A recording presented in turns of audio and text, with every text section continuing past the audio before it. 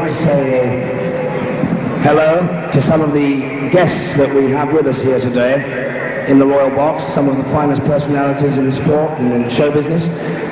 And as he comes up to collect the microphone from the top of the ramp, I'd like to introduce them to you. We have, for example, here, today we have Graham Hill in the Royal Box. Stand up, big hand for Graham Mills.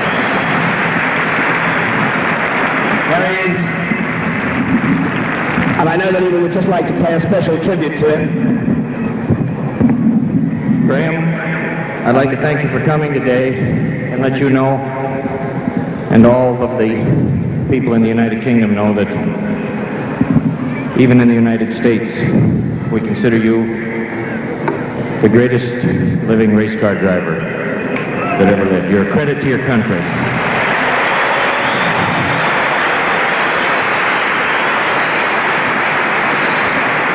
He even won our Indianapolis. We also have with us today John Surtees. Who's on there? I hear a big hand for John Surtees. John Surtees. 7 times world champion motorcycle raider, and also world automobile driving champion. John, thank you for coming. It's a pleasure to have you here. And someone I know you'll be pleased to see, sitting right up there in the center of the bottom there, Henry Cooper. Henry.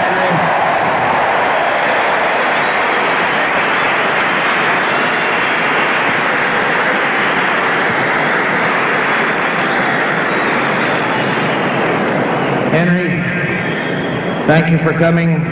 I kind of have a feeling that you were the last of the great white hopes. Thank you so much for coming. We also have a great supporter of the motor racing industry, Lord Hesketh, up there in the Royal Box. Lord Hesketh. Thank you for coming, Lord Hesketh. Here's a gentleman who is putting the flag of Britain back on race cars and doing one of the best jobs that's ever been done in the history of racing. Not only for himself, but for his drivers and for your country. And believe me, I've seen him in action. He's a man you can be very proud of. Big thank you to Keith Moon of The Who. Who's up there? Hey! There you go, Keith.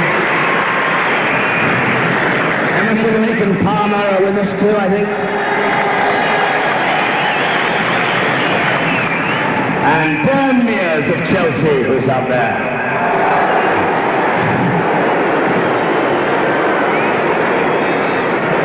Tony Blackburn is with us.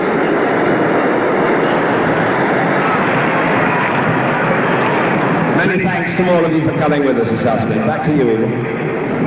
Thank you, David. Thank you, fans. Gentlemen, thank you for coming.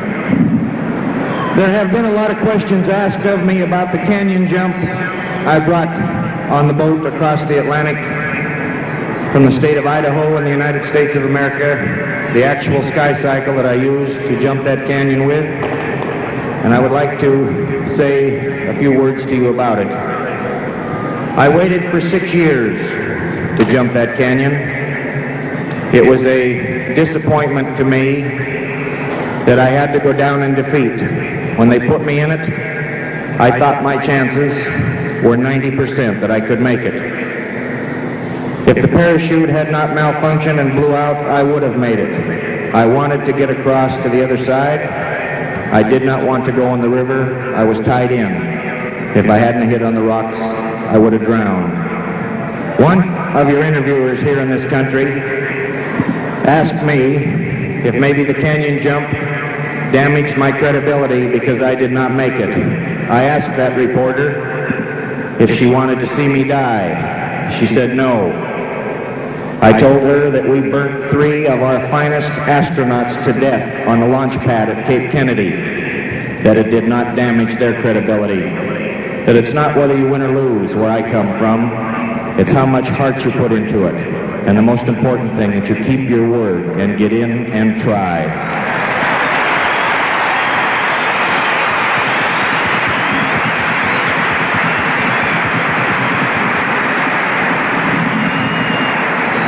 Thank you. One final word before I jump.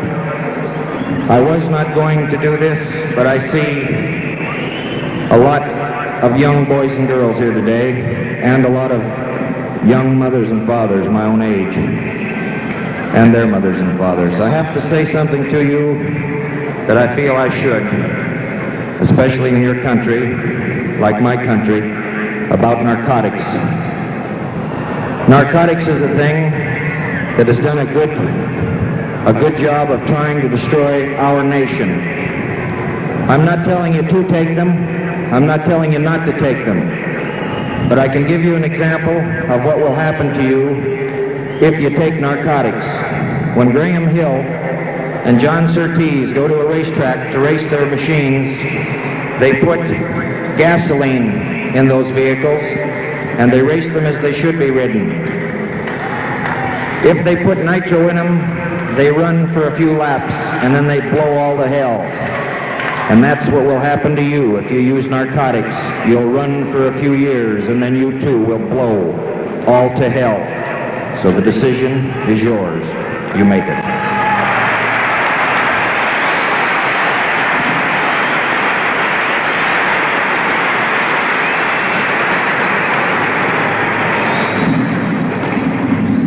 I have never jumped 13 buses.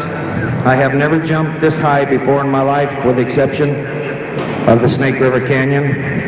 Then I was not on my Harley-Davidson motorcycle.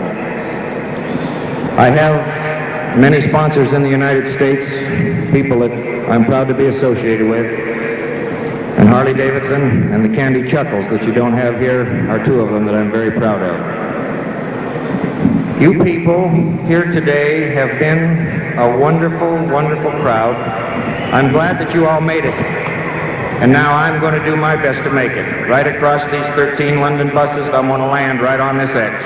You hang on to your seats, I'll hang on to the handlebars, and we'll get this over with.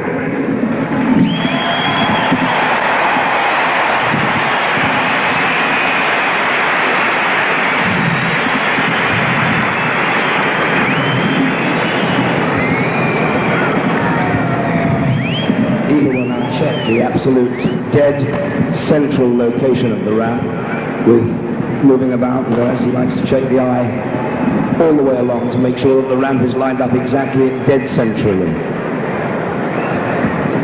And he'll make his way over to the very top of the slide ski jump there, which is right at the very top underneath the roof over on the west end. It's a 380-foot ramp, that. And it's only 4 foot wide.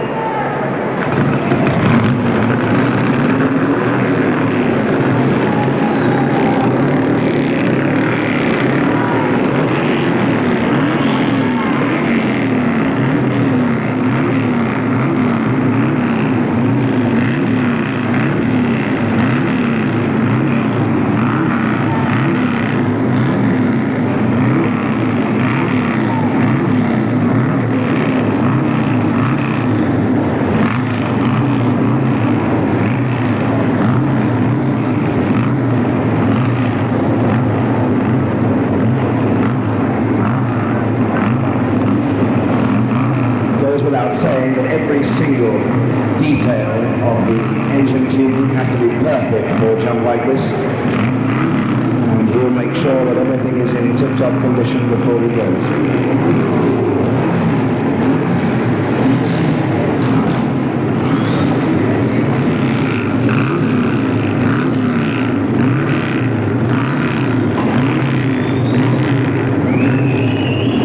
Jump was in Toronto, in Canada, on the same motorcycle, and that was 104 feet.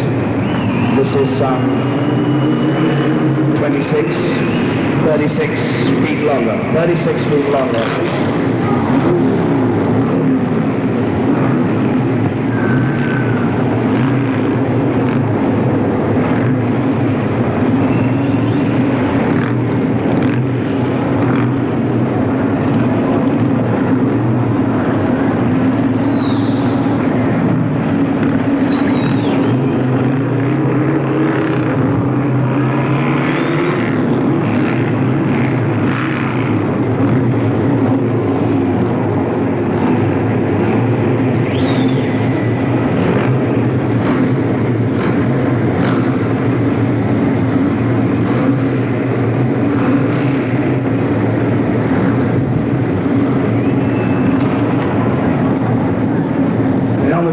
the moment when Evel is satisfied with the condition of the bicycle, prepare himself to go up to the ramp and jump.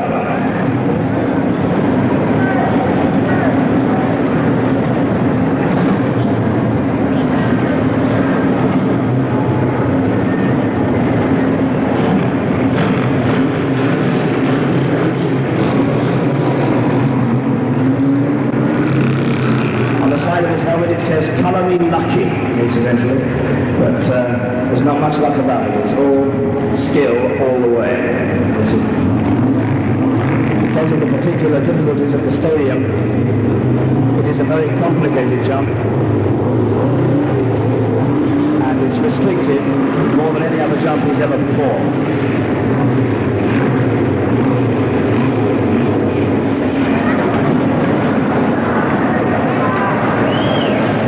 Checking the ramp now to make sure again that it's dead central, that the takeoff point is absolutely clear.